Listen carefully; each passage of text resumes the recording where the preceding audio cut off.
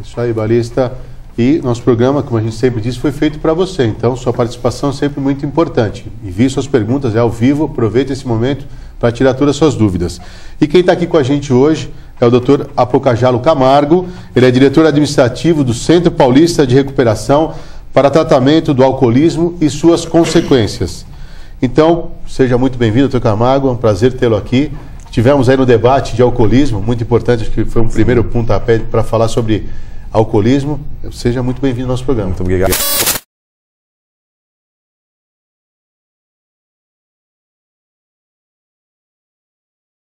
A gente vai conversar um pouco sobre os tratamentos do alcoolismo.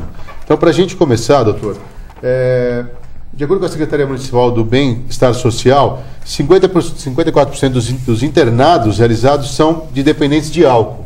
Quer dizer, a cada 27, 15 pessoas são para esse tratamento, em virtude do próprio alcoolismo. O alcoolismo ainda é o maior número de internações nas suas clínicas, doutor? Como é que funciona isso? Sim, ainda é o maior número de internação, sim, percentual, quando a gente se refere à dependência química. Principalmente em pessoas de mais idade, uma vez que a dependência do álcool, ela dificilmente ela é detectada de início. Então acaba-se aí passando alguns bons anos até que se inicie uma motivação por parte familiar ao tratamento do seu ente querido. Então ainda é um dos focos, sim, um dos maiores índices. Que coisa. Quer dizer, isso independe de idade, então começa, até no debate você estava falando, você fala de 14 hoje já está internando. Hoje, inclusive, a incidência de jovens fazendo uso de álcool está cada vez maior. Tem passado muito na mídia reportagens sobre a adolescência fazendo uso de álcool. Então, aquele jovem que vai numa baladinha, ele já entra alcoolizado. Então, a incidência hoje já está bem maior também dentro do núcleo de adolescência. A diferença é que uma pessoa de mais idade, ela estagnou no álcool. Já um jovem, ele está propenso a chegar num segundo estágio, que depois também alcoolizado, entra numa balada, ele pode ter acesso também a um uso de substância psicoativa, uma droga, às vezes sem nem mesmo saber que está fazendo uso daquilo. Então aí já é um outro agravante quando a gente fala de uma idade um pouco mais jovem. E por que sempre quando a gente faz palestra nas empresas, doutor, o alcoólatra não aparece ou ele nega que é um alcoólatra? Isso é característico da doença, né? Tanto minimizar como a negação também é característica da doença. Existe o programa dos 12 Passos, que é bem conhecido, é um sistema americano, Minnesota, de tratamento. E é uma filosofia. E nessa filosofia, o primeiro passo é justamente a rendição à doença. Então, é você admitir que você está impotente. Então, o dependente químico, o primeiro passo para ele conseguir entrar no tratamento é ele ter essa rendição à doença. Então, é o mais difícil, inclusive. É o mais difícil. Não sou, né?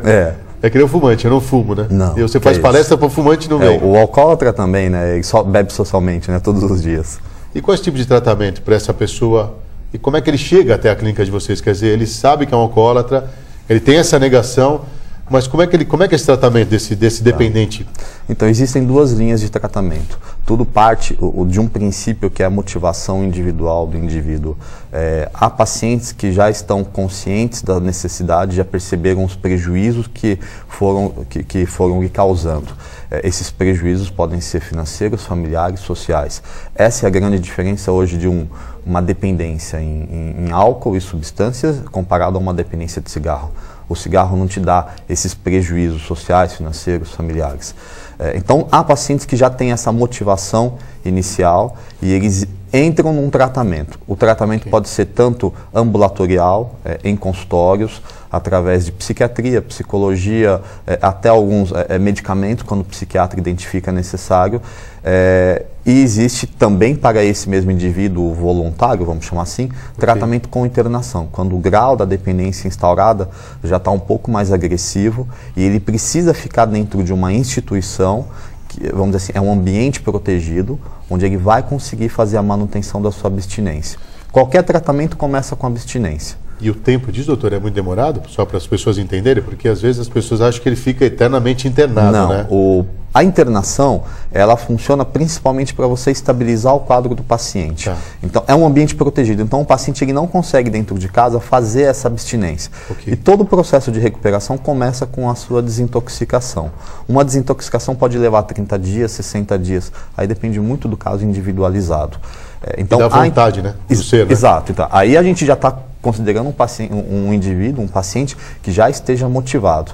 Então, tudo começa com a desintoxicação. E um tratamento, internado ou não, também requer essa abstinência, até para poder se trabalhando os outros recursos. Já quando se trata de um paciente que nega, mas a família tem que intermediar até para proteção da vida dele mesmo, aí é claro que o tratamento pode ser um pouco mais longo, 3 meses, aí é muito individualizado, até 4 meses ou mais, porque você vai ter todo um processo não só biológico, mas como também psicológico, para fazer um trabalho com o paciente. Então você vai ter que conscientizá-lo, acolher o paciente, fazer todos os arranjos biológicos, né, e desenvolvendo essa questão da desintoxicação. E no correr aí depois e dando ferramentas para ele também entender a importância de parar o uso da substância de escolha dele. E o que a gente vê, principalmente o que você falou desse afeta a família, afeta todo que está envolvido com ele, né? De uma certa forma, mas assim, é difícil lidar com esse doente, porque é uma doença. É difícil lidar com essa doença dentro da clínica, ele não aceita a internação, porque é difícil você levar ou drogado ou alcoólatra para uma internação. Uhum. Como é que a família age nesse sentido? Acho que isso que é importante a gente estar passando para o pessoal, que a gente vê essa dificuldade, né? Ele sabe que tem essa consciência, ele quer ser tratado, mas quando chega lá ele quer sair. Sim. Porque o álcool, acho que domina. Como é que é esse processo, Sim, doutor? É a própria questão da desintoxicação. Então, o que é fazer abstinência? Você cessa o período de uso imediato ali naquele momento. Isso significa que ele vai entrar em uma crise de abstinência. A crise de abstinência é justamente um choque do organismo da falta da substância que ele está fazendo uso diariamente. Então, independente dele ser voluntário ou não estar motivado, ele vai passar por momentos de oscilação de humor, sim. Tá. Então, mesmo aquele que também vai motivado, vai ter dias, vai ter momentos que ele vai querer desistir. Não por uma questão de caráter ou porque ele não quer, mas até por uma questão mesmo orgânica.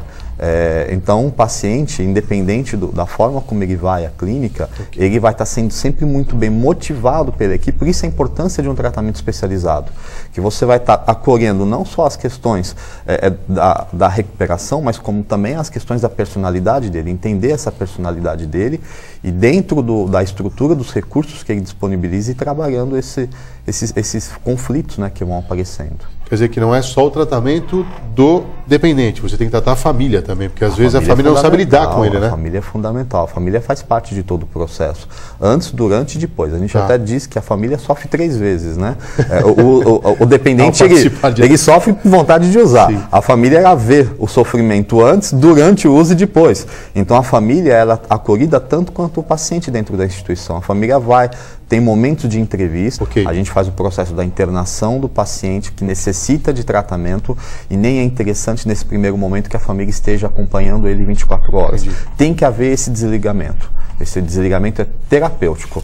Até para que o paciente comece. A internação é um momento de foco na vida dele. Então é um momento que ele vai começar a repensar sobre sua vida, suas perdas, o seu grau de dependência, ele tem que se conhecer. Então esse desligamento familiar é importante, mas ao mesmo tempo você tem que estar treinando o paciente para que ele volte para casa com ferramentas de manutenção de abstinência e treine a família para dar suporte a ele. Então quando ele sai da internação, não significa que ele esteja curado. Dependência química é tratável, mas não é curável.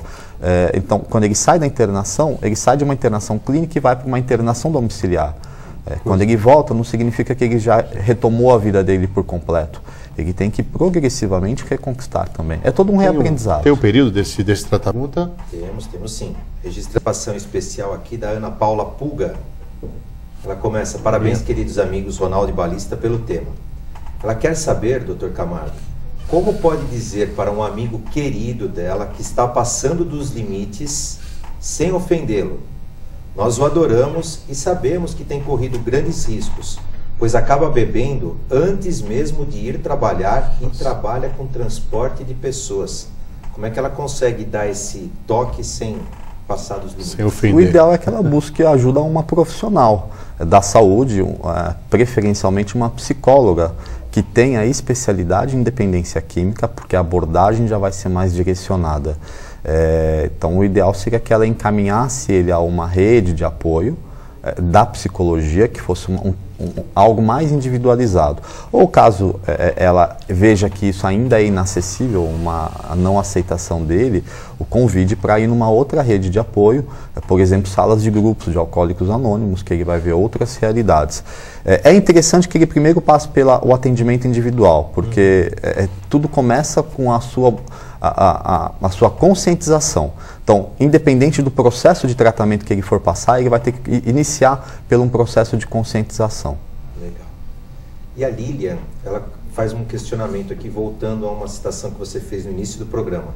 Como é o programa dos 12 passos que o Dr. Camargo citou?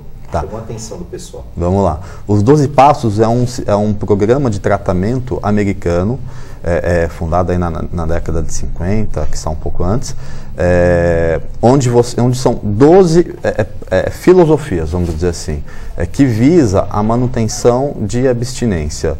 Então, dentro da clínica, nós adotamos os 12 passos, tanto como adotamos outras ferramentas da psicologia. O tratamento ele tem uma grade terapêutica de atividades, e essas atividades vão motivando o paciente e vão conscientizando ele em relação à sua doença. Entra psicoeducação, entra treinamento de habilidades sociais, entra plano de prevenção à recaída, e os 12 passos é um desses planos de prevenção à recaída. Então, dentro da clínica ele aprende, ele tem esse aprendizado dessa filosofia de vida, e ele, quando sai da clínica, ele é aconselhado a fazer parte dessa rede de apoio. Então, os 12 passos ele tem esse fundamento. Primeiro, conscientizar o indivíduo de que ele é impotente diante da substância de escolha dele.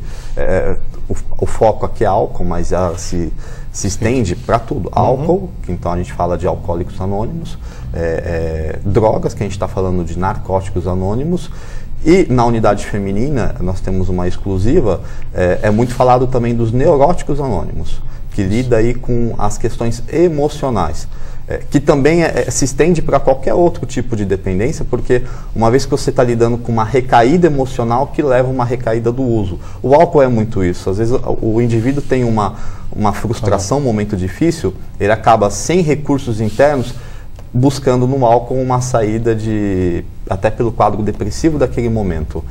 Então, o Neuróticos Anônimos também é uma rede de apoio muito importante. Esse é o foco dos 12 passos, de você estar alicerçando a manutenção de abstinência do indivíduo. Legal. Até pra... Aninha, quero te mandar um grande beijo, parabéns pela sua iniciativa, estar participando no projeto junto com o Quirino, da apresentação dos gestores de RH. E obrigado pela sua participação aqui conosco. A gente vai para um rápido intervalo, não saia da sua telinha, a gente já volta já.